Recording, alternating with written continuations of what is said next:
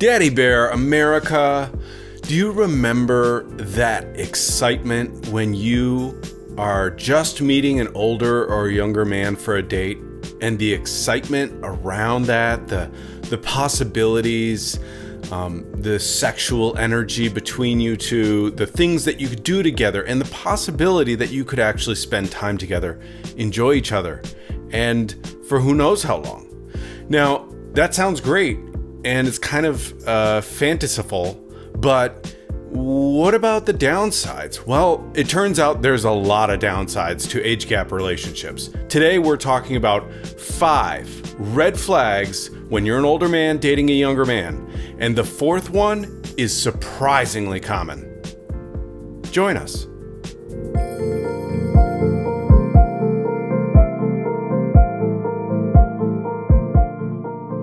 Thank you for tuning in to this video. We've made some changes in the studio. I'm constantly making changes. And in part, this is thanks to our supporting members for being able to allow me to afford better equipment, newer equipment, and improve the quality for you guys, as well as coming up with new material on a weekly basis. So if you haven't subscribed, click subscribe. And if you like this kind of content, click like. Today we're talking about 5 major red flags when you're dating a younger man. You're an older man and you're dating a younger man, and you're thinking everything is going well. Maybe you aren't looking out for these potential big red flags that would indicate, ooh, we got a major problem here. Now, none of these are absolute deal breakers. I've had a number of them in my relationships, and maybe I even have them in my current relationship now. And by the way, I've been in a 14-year relationship with Bill, and we've been married 10 years. So yeah, these things do occur, and you can work past them. But if you're noticing this is an issue early on, it should be considered, well, that's what a red flag is, right? So let's get started with our first red flag. And this is a big one, and I've had relationships, one in particular, where I can think this was a major factor in our relationship. When the emotional and energy effort is coming from one side of the relationship. So if you're an older man and you're putting all the effort into arranging, getting together with this man, and you're putting all the emotional energy in, boy, I'm really enjoying this. When are we going to see each other again? And the other component, the younger man, is really kind of dragging his feet, or maybe like, oh, I don't know when we're going to get together again, or yeah, and you say something like, well, I love you, and he's like, oh, yeah, I enjoy it. This is fun. The sex is good. You know, you can see there's an uneven balance of energy there. And so if you're experiencing this in your sort of forming primordial relationship, it's a red flag that, boy, well, there's something very uneven and very wrong about this. Maybe he's just using you for sex. Maybe he really enjoys what you do to him. But maybe that's as far as it goes. And that is fine, by the way. If you just want to enjoy sensual pleasures with each other, then do that. But don't convince yourself that this is going to be the most meaningful relationship you've ever had in your life. Okay, number 2, it's a big one, guys, and it's very frequent in the older-younger circles.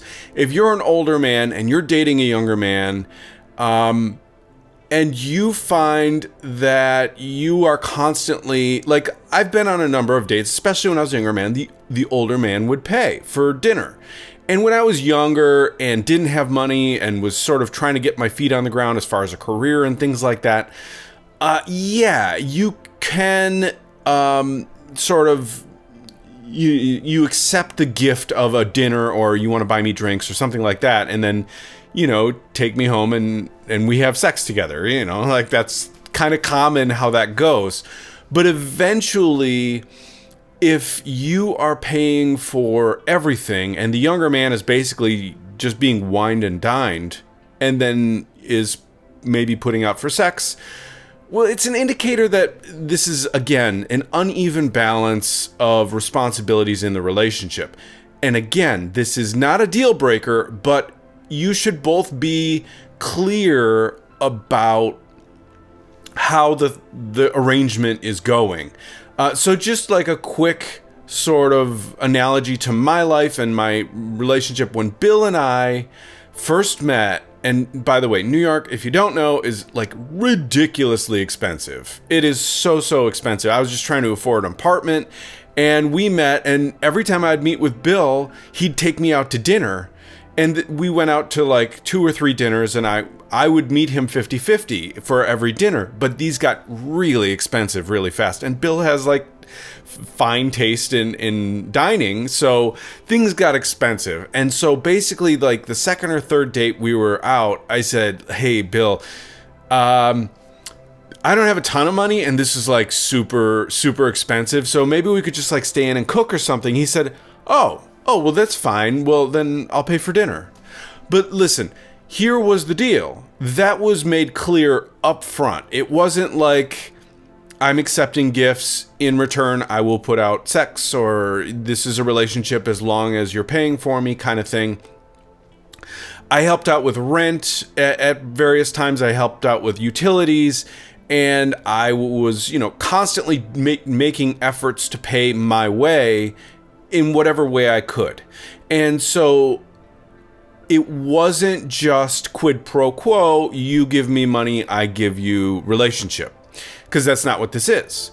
However, if you haven't had that discussion and you're, getting into like a weeks-long or month-long relationship with a younger man, you might want to have the discussion. Boy, it seems like I'm paying for everything. Is this how you want things to go? And should we maybe make it more equal, or are you just sticking around because I'm paying for everything? If I stop paying, maybe stop paying for everything and see if the relationship quickly dissolves. Are you buying him gifts constantly? Did you get him, a new leather jacket, or did he want a PlayStation 5, so you got it for him, or something like this? Then maybe it's an indicator that the younger man is hanging around for gifts and whining and dining, and maybe not so much for a long-term relationship. Number 3. Okay. Have you ever had like a really great time with a younger man, and you're hanging out, you're dating, and everything is going great. The sex is great. You guys spend like the mornings in bed on the weekends and just enjoy each other, and then you go out to dinner and everything's great. But then you have like a minor argument about, anything that comes up in life. I mean, hopefully not politics, but sure, politics. You guys have like a minor argument, and then all of a sudden he sort of disappears and gets chilly, and like you don't hear from him for a few days.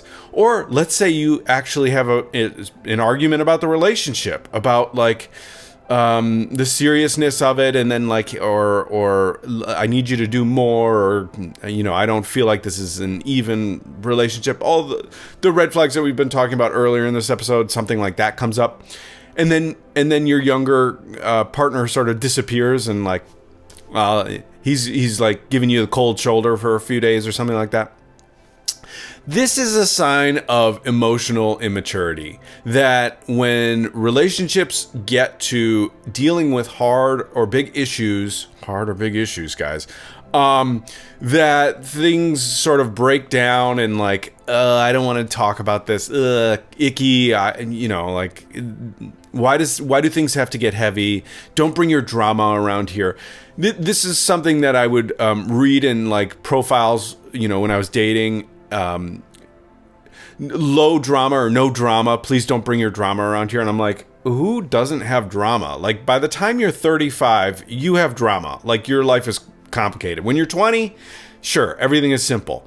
When you're 30, 40, 50, people have died, cancer, threats, who knows what. Like, you've been fired a few times from various jobs. You've been canceled, by the mafia or whoever, like the whatever's on the Twitter. Okay, so like, life is complicated. We all have drama, and the idea that like, oh, no drama, or like, have you ever encountered like somebody, like a couple, and you're like, oh, we got in an argument last night, and they're like, oh, we don't argue. Really? Oh, you're just the only people who just are able to handle really big issues with no intensity at all. Sure. Sounds very adult. And it doesn't, because if you have any passion or any sort of conviction about any topic at all, and you debate that with somebody else, you can expect it will be an argument. It doesn't have to get out of control. I'm not saying you're throwing things at each other, but you should be able to have an argument and should be able to resolve it in a responsible, meaningful way where you come to an understanding at the end of it. If that doesn't happen, can't happen, or, these two people who claim, oh, we don't argue, that's because you're not handling issues. And that's why you're not arguing. I always found that just like, oh God, like the biggest eye roll moment. Oh, we don't argue. Okay, you're just children. That's what it is. So yes, you should be able to have issues and resolve them in a responsible, meaningful, adult type of way. If you can't, that means there's some emotional immaturity in the relationship, or maybe the younger counterpart is emotionally immature, which happens. That's part of being immature. But you would hope that as they're in their 20s and 30s, they're developing their capability for being able to handle serious discussions without having a meltdown or needing like a tantrum or a timeout or something like that. Okay, guys, number 4. This is so prevalent in the older, younger sort of category in these circles of, like I would always hang out with older guys because that's who I was attracted to. But you would encounter these older guys who would constantly put down me as just because I was younger. Oh, you guys don't know anything. Or like they'd bring up some reference to like a 1940s like Casablanca movie or something like, oh, and Katharine Hepburn, and she made that face and it was so like, oh my God, over the top, amazing. And you're like, well, I don't know that movie because I'm 20. And they're like, oh, you young people, you just have no experience in life. Okay, if one of you or both of you, or you're like, the younger guy is like putting down the older guy for not knowing like Twitter, like you're not on Twitter and you don't know, like, Cardi B just dissed, whoever, like Taylor Swift on the Twitterverse, and you're not even plugged into this. No, we aren't. Sorry. We don't know what's happening with the younger generation. And the older generation, for that matter, has a whole world that existed before the younger generation. And so if you're having this animosity towards each other based on age groups, it is really common and just like so like cliche and just tired. Like, yes, things occurred before you were born and they will occur after you die, and that's like essential to sort of timelines and life, and you shouldn't really be criticizing people for not knowing what that was before they were alive or after they die, because that's impossible.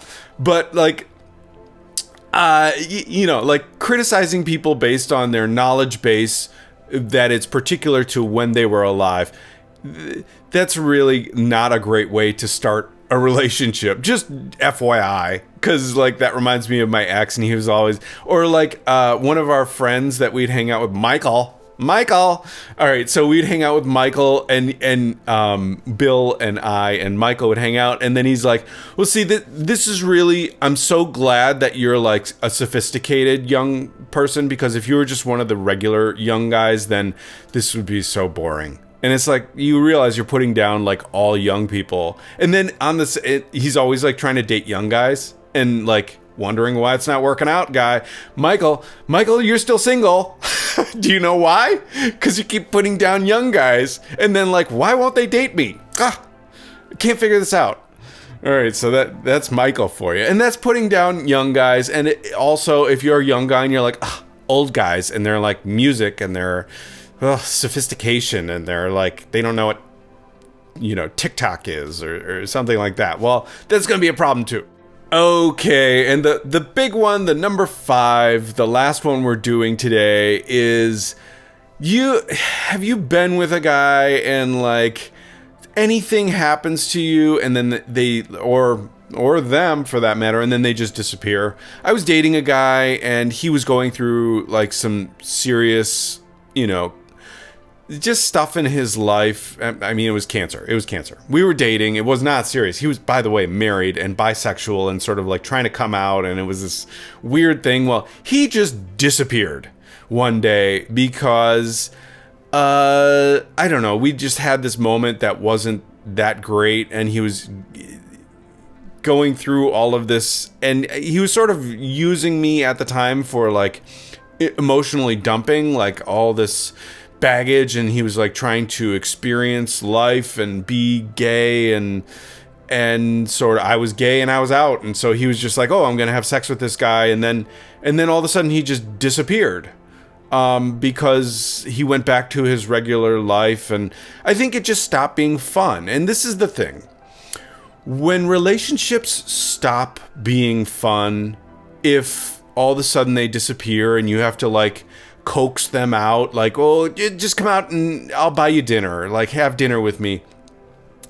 If the sex you had the last time wasn't that great, and so like, oh, I'm busy, I don't know, I can't make it out today because the sex was bad last time.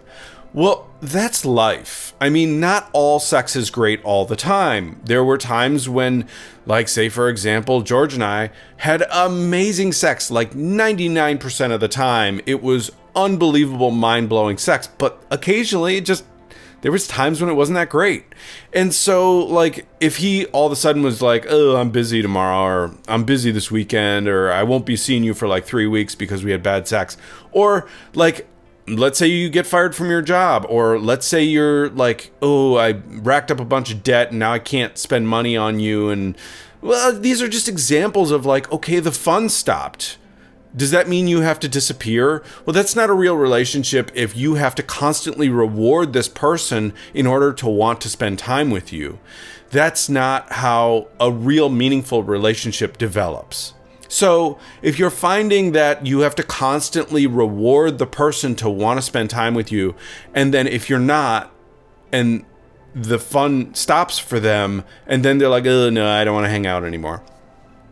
It's a one-sided relationship, and it's an example of how this won't necessarily be a long-term meaningful relationship. You can have fun together, like with all of these. You can have fun together. It can be great. It can be rewarding in its own ways. But if you're looking for long-term, like hold steady type relationship where when shit hits the fan, when you're having a hard time, that person is still there at the end of the day, maybe this isn't it. So, all right, this is 5 red flag warning signs that you should be looking out for when you are dating a younger man and there's a big age gap between you.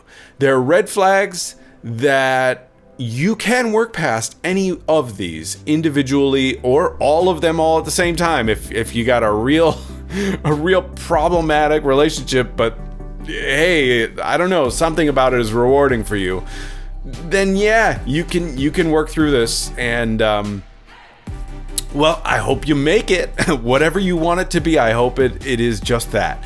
5 warning signs to look out for. All right, guys, if you enjoyed this episode, do the thing down below. You know how I love how you do the thing down below me. And just click subscribe if you haven't, because a lot of you haven't, and you don't have to tell anybody. I won't tell anybody. It's our little secret. And while you're down there, click like. If you haven't become a direct supporter of the channel, you can click the join button down there too, and then it's about the price of a cup of coffee, and it really helps out the channel for me to be able to write new material, come out with videos on a weekly basis, get a decent microphone and a decent camera and like lights and like the studio. Oh my God, this is amazing to be in here, just to be able to record for you guys, and like with silence and a good mic and lights. I'm so excited. I can't wait to record more episodes for you guys. Thank you for, you had a ton of material to choose from and you chose me. So I feel really great about that. I will see you in the next episode. Peace.